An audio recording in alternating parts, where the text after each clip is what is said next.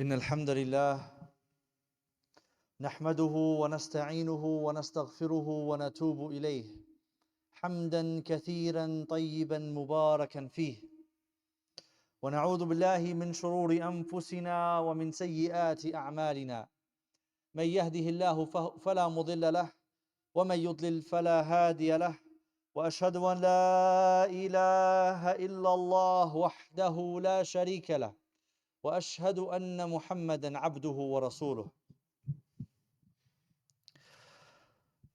يقول الله تعالى في كتابه الكريم بعد أعوذ بالله من الشيطان الرجيم بسم الله الرحمن الرحيم يا أيها الذين آمنوا اتقوا الله حق تقاته ولا تموتن إلا وأنتم مسلمون يا أيها الناس اتقوا ربكم الذي خلقكم من نفس واحدة وخلق منها زوجها وبث منهما رجالا كثيرا ونساء واتقوا الله الذي تساءلون به والأرحام إن الله كان عليكم رقيبا يا أيها الذين آمنوا اتقوا الله وقولوا قولا سديدا يصلح لكم أعمالكم ويغفر لكم ذنوبكم ومن يطع الله ورسوله فقد فاز فوزا عظيما. أما بعد إن أصدق الحديث كلام الله وخير الهدي هدي محمد صلى الله عليه وسلم وشر الأمور محدثاتها وكل محدثة بدعة وكل بدعة ضلالة وكل ضلالة في النار. اللهم صل وسلم وبارك على نبينا المصطفى وعلى آله وأصحابه أجمعين إلى يوم الدين. إن الله وملائكته يصلون على النبي يا أيها الذين آمنوا صلوا عليه وسلموا تسليما. Verily and truly all praise is due to Allah. We seek Him in guidance, we seek Him in forgiveness. We seek Allah in all of our affairs. We seek refuge in Allah from the evils of our souls and the evils of our actions and the consequences of our actions. Whomsoever Allah guides, there is nothing and no one that can misguide them. And whomsoever Allah guides astray, there is nothing and no one that can guide them. I bear witness with every fiber in my being, with every drop of blood in every single cell, that there is absolutely no deity worthy of worship except for Allah Jalla Jalaluh. And I bear witness that Muhammad sallallahu alayhi wasallam is the last and final messenger. May the peace and blessings be upon him. If the angels in the sky send peace and blessings upon our prophets, then we should do the same. Every time we hear his name, we should send peace and blessings upon him and his family and those who follow in his footsteps. My dear brothers and sisters, alhamdulillah, we are blessed to see yet again another Friday. We are blessed to see yet again another day where we are able to put pause on our lives and come to the masjid and rejuvenate and replenish and refuel our iman. One of the ai*immah in our area described the masjid as a hospital for those who are spiritually sick, or those who are spiritually in mourning, or those who are spiritually improving themselves. And truly our masjid is that for us. Our masajid, as we should frequent them and frequent our communities, should that be for us. Alhamdulillah, you have accomplished something within this masjid where you have taken care of the debt entirely. And now it is our job to fill the masjid and participate in their programs. Because as you can see from the weather outside, it has broken, alhamdulillah. The heat has come. The warmth is here. We are able to take off our layers. But let us think about that metaphorically for just a moment. You see, every single week we are instructed to read the same 110 verses in Surah Al-Kahf. And in the beauty of Surah Al-Kahf, there are many, many blessings and reminders. Rasulullah sallallahu alayhi wasallam, as narrated in Sahih Muslim, has told us, whomsoever recites Surah Al-Kahf on Friday will have a nur shining from them, a light shining from them into the next Friday. Wallahi, I would love to be of those who has nur shining from me from today until next Friday, and who wouldn't? And he tells us in another hadith, sallallahu alayhi wasallam, as a warning, he says, whomsoever memorizes the first 10 verses of Surah Al-Kahf will have that as protection for them against Masih al-Dajjal on the Day of Judgment, or at the beginning of the Day of Judgment. The first 10 verses of Surah Al-Kahf will serve as a protection for us against one of the biggest fitnas that mankind will ever see. That's the Antichrist will come, and he will say that Allah will give him the power, rain, and it will rain. And he will kill a man and bring him back to life. And if you think about this fitna, if you think about this test, for those of us who may not have a high level of faith, and we see this in front of our own eyes, where he calls out for the rain and it begins to rain, or he slaughters somebody in front of you and brings them back to life. If we do not have the preparation for this fitna, wallahi, we may fall in associating partners to Allah Jalla Jalaluhu. A'udhu billahi minash shaitanir rajeem. My dear brothers and sisters, in Surah Al-Kahf, we are taught 4 main lessons, 4 fitan, 4 trials and tribulations that we see every single day, week in and week out. And we will summarize them as we prepare for the heat. What heat are we preparing for? Is it the 85 or 95 or 105 degree weather that we have outside? Or is it the preparation to avoid the heat of Jahannam on Yawm al-Qiyamah? Wal-'iyadu billah. My brothers and sisters, these are the 4 trials and tribulations that we see. And as you begin reading Surah Al-Kahf, the first verse in the exact middle of the Quran is Alhamdulillahi alladhi anzala ala abdihi al-kitaba wa lam yaj'al lahu 'iwaja. Alhamdulillah, alhamd. Verily all praise is due to Allah. The same exact opening that we have in Surah Al-Fatiha, we have in the exact middle of the Quran. All praise is due to Allah. All praise is due to the Lord, to Allah, who has brought down from the skies a book to his slave, a book that is not deviant, a book that is straight, a book that is not crooked, alhamdulillah. A book that we are instructed to read at minimum once a week, if not once a day. And the first test that we find in Surah Al-Kahf is the test of religiosity, the test of our religion. For the 7 men of the cave who were persecuted within their own community and society and town for believing in Allah Jalla Jalaluh, for believing in the right way to practice. They had to seclude themselves from society entirely, leaving behind their families and their homes and their wealth and society as a whole, so that they may worship Allah Jalla Jalaluh in His own rights. And they were secluded to a cave in which Allah subhanahu wa ta'ala put them to sleep for 309 years. Why? He blessed them because they secluded themselves so they can worship. So let's take this first test and see how it applies in our lives.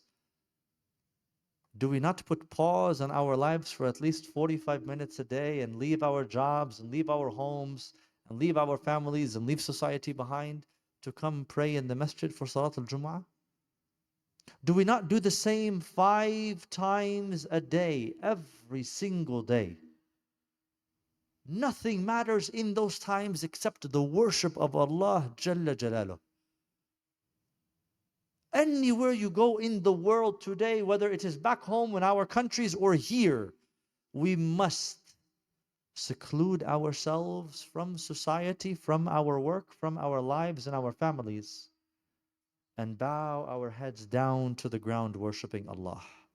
This is the first test. The second test. The second test is about the 2 brothers or the 2 men or the 2 friends or cousins, one of which whom Allah blessed with so much bounty, 2 beautiful massive gardens, and one who was not blessed as so.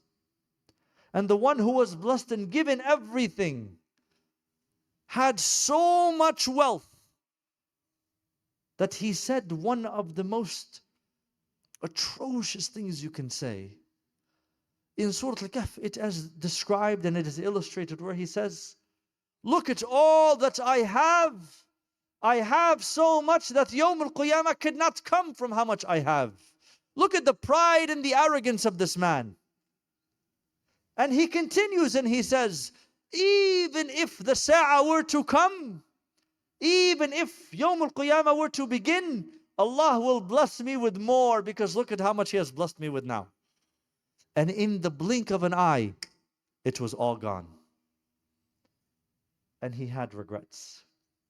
Look at the pride and the arrogance that Allah subhanahu wa ta'ala illustrates for us. Wallahi, we have the same examples in our lives daily. You can have money, you can have houses, you can have cars, but you get the common cold and you are sitting in your bed. You get an infection, a fever, and you can't move. No money in the world can protect you or save you. We experienced this a month and a half ago. You are sitting in your home and the earth shakes from under you. Where are you going to go? What are you going to do? What money will save you? You see, when we die, we are not going to stuff our pockets with money.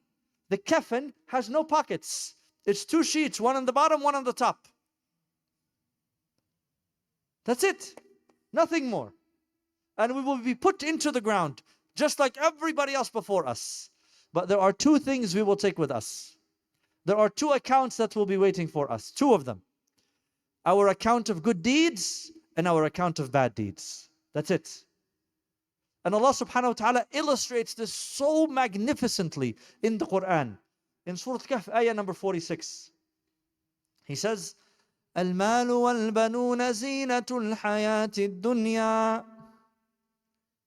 Wealth and offspring are of the beauty of this life. Your children and your money are for your adornments. They're beautiful for you. They were designed this way. But he continues in the same verse and he says, وَالْبَاقِيَاتُ الصَّالِحَاتُ خَيْرٌ عِنْدَ رَبِّكَ ثَوَابًا وَخَيْرٌ أَمَلًا. وَالْبَاقِيَاتُ الصَّالِحَاتُ. The rest of your good deeds are better for you in reward and this is the amazing thing about the Quran. The word amala is hope. Hope. H-O-P-E, hope. And if you take the word hope and you dissect it in its pure meaning, what you find is anyone who wants to see good in his life has hope. I hope to have a good job. I hope to have righteous children. I hope to wear good clothes. I hope to achieve certain success. Hope. So Allah tells us in the Quran very specifically, the best hope is in al-baqiyat as-salihat, in the good deeds. And as one of the Sahaba describes it, saying Subhanallah wa bihamdih is worth more than all of the money that we have. Now again, the beauty of our deen is being able to combine the 2. How? Well, if you have righteous offspring and you use your money for the good in donating to Allah, are these not al-baqiyat salihat? Are these not the good rewards that we can strive for? Indeed they are. And we go to the 3rd test. The 3rd test is the test of knowledge, where Musa alayhi salam meets Khidr. Khidr is a prophet, contemporaneous to the time of Musa. They are both prophets. And Musa, in his humility, in his approach for his deen, seeking the pleasure of Allah, Musa is the one who spoke to Allah with his tongue, directly to Allah with no intercessor. He had a conversation with Allah Jalla Jalaluh. And look at his humility. He met a man who had knowledge that Musa did not have. Khidr had knowledge that Musa did not have. And what does Musa do? He seeks permission from Allah Jalla Jalaluh to accompany the man so that he can benefit from his knowledge. Allahu Akbar. What humility do you have? What humility do we have? Where we speak to our kids, our friends, our neighbors, and they may have more knowledge than we do, and we resent them. And there's animosity between us. And we belittle them because we are arrogant. We have so much pride that we deny the benefits that they may have for us. Wallahi, if you take the other extreme of an example, you will see how much it'll benefit you. If you have someone in your life who wastes your time, who has no benefit in conversing with, who every time that you meet drives you insane, there is a lesson in of itself here. And what is the lesson? That you should not waste your time with them. This is the learning. That we learn to say no. We learn that our time is valuable. We learn that how we spend our time seeking knowledge is important. We also learn to keep an open heart and an open mind in every single interaction that we have. And have humility, humble, just like Sayyidina Musa and his interaction with Khidr. أقول قولي هذا واستغفر الله لي ولكم فاستغفروه إنه هو غفور رحيم.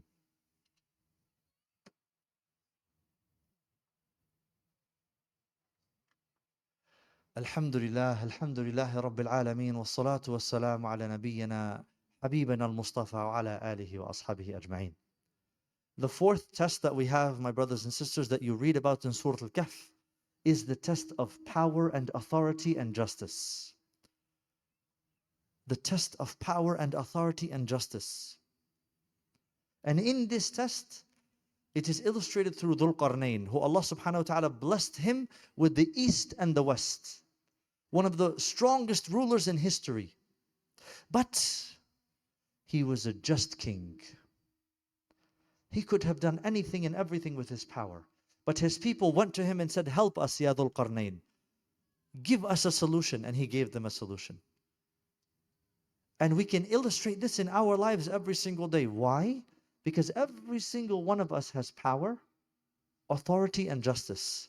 Whether it is in our homes with our families, we are the older sibling, we are the younger sibling, we are the parent, we are the father, the mother, the uncle, the brother, it does not matter. What you have in your jobs, and the power that we have over our surroundings. The power and authority we have over the animals that we see, how we drive, we have power and authority. And the most important power and authority and justice that we have is the one that we have to ourselves.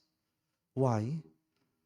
Because we have to hold ourselves responsible for our acts on a daily basis. Are we just to ourselves? Is there a level of justice that we hold to our hearts, to ourselves? This is the question. And the amazing thing about Surah Al-Kahf is you have these 4 reminders every single week. Every single week, you sit down and you open the Mus'haf and you read these 110 verses and you remind yourself. It is 4 stories. By the time you finish the first story, you're into the second story. And by the time you finish the second story, you're in the third story. Wallahi, if you read the tafsir of this surah, you may not sleep for days.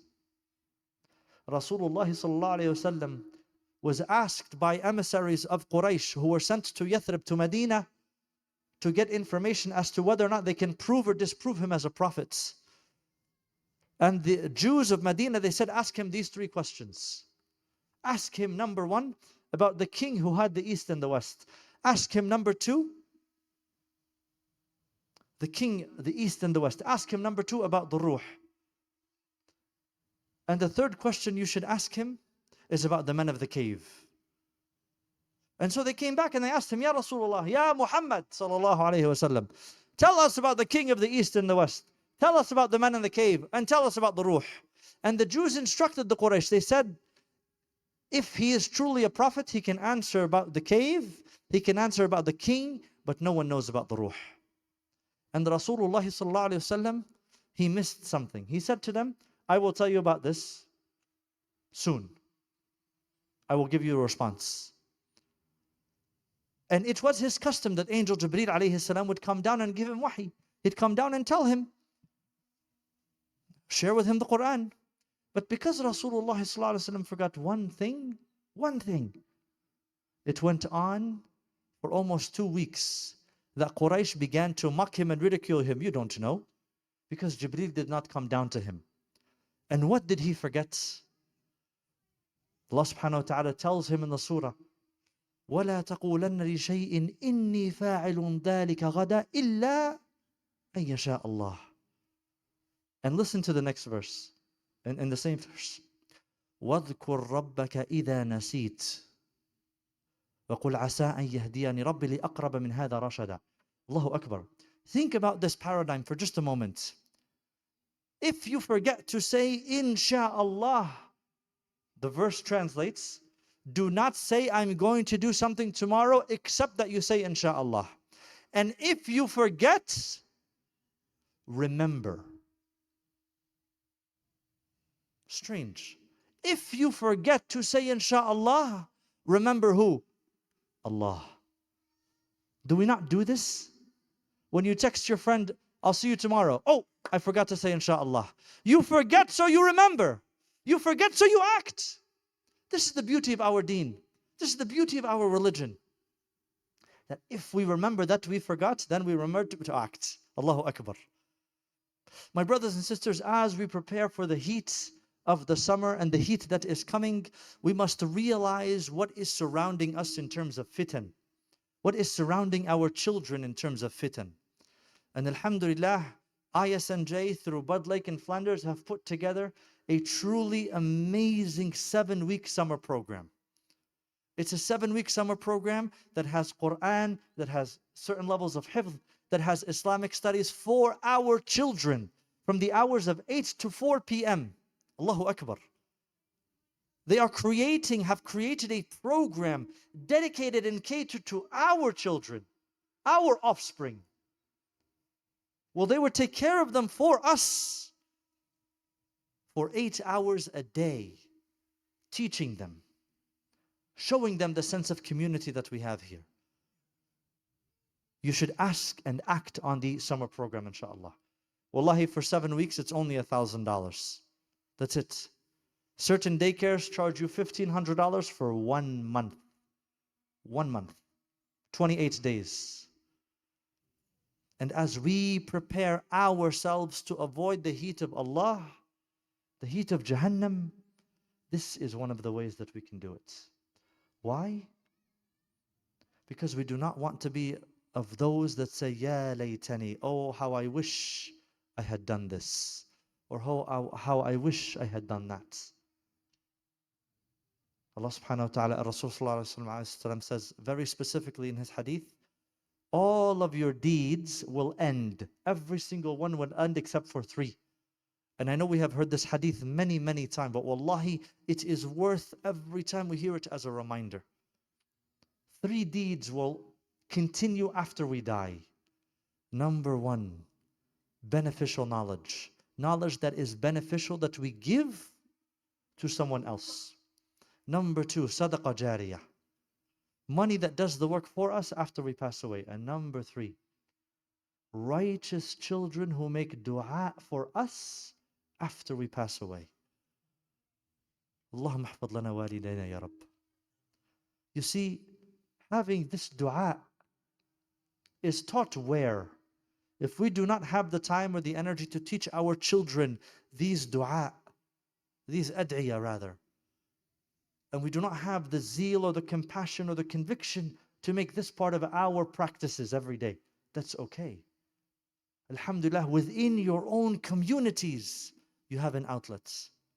You have an opportunity where instead of them spending time out in the pools, seeing things that they shouldn't be seeing, or running around unmonitored, you can have them part of the masjid, where they will participate in water activities, where they will build an ukhuwah, a brotherhood and a sisterhood unlike any other. Wallahi, my fondest memories growing up were in summer camp. Why? Because I went to public school. We were not able to go to Islamic school. And so being able to come to the masjid and spend the summers with my fellow brothers and sisters in Islam and not have to worry about what I'm going to eat, whether it's halal or not. This is the time that we live in, my brothers and sisters. Not having to spend all day at home by myself as my father worked, driving my mother crazy. No. Wallahi, continuing this tarbiyah that we have spent so much time and energy on, this is the way to do it. By providing our kids a means and giving us ourselves peace of mind that the masjid is taking care of our children. Alhamdulillah. Oh Allah, we ask you, Allahumma ahfadh lana walidayna ya Rabb, واحفظ لنا أولادنا يا أرحم الراحمين واجعلهم قرة أعيننا وارحمهم وبارك لهم كما ربيانا صغيرا يا رب العالمين. اللهم اهدنا وعافنا واعف عنا واغفر لنا وارحمنا. اللهم انصر الإسلام والمسلمين. اللهم فرج هم المكروبين وهم المظلومين.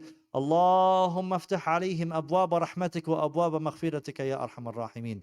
اللهم انصر الإسلام والمسلمين في فلسطين وفي غزة وفي رفح وفي الشيشان وفي السودان وفي بورما وفي سوريا وفي اليمن وفي كشمير وفي كابل وفي كل مكان يا أرحم الراحمين. اللهم احفظهم وانصرهم وعافهم واعف عنهم واغفر لهم يا ربنا واغفر لنا معهم يا الله. اللهم تقبل منا يا ذا الجلال والإكرام. اللهم صل وسلم وبارك على سيدنا حبيبنا نبينا المصطفى وعلى آله وأصحابه أجمعين. وآخر دعوانا أن الحمد لله رب العالمين وأقيم الصلاة.